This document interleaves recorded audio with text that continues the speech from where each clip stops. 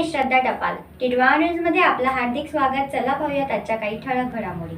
सुमुख society जवळून जाणाऱ्या नाल्यामध्ये प्लास्टिक बाटल्या आणि कचऱ्याचे साम्राज्य.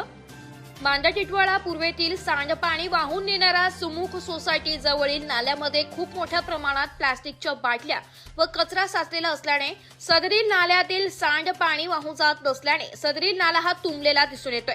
सदरील नाल्यातील साचलेल्या घाण पाण्यामुळे परिसरात मोठ्या प्रमाणात दुर्गंधी पसरण्याबरोबरच परिसरातील नागरिकांच्या आरोग्याचा प्रश्नही या निमित्ताने धोक्यात आलेला आहे. सदरील नाल्याबाबत जागरूकता नागरिक ॲडव्होकेट जितेंद्र जोशी यांनी केडीएमसीचे घनकचरा उपायुक्त रामदास कोकरे, ऑगस्टिन घुटे, आरोग्य निरीक्षक अक्षय कराळे यांच्याकडे सदर नाल्याचे साफसफाई करण्याबाबत विनंती केलेली आहे.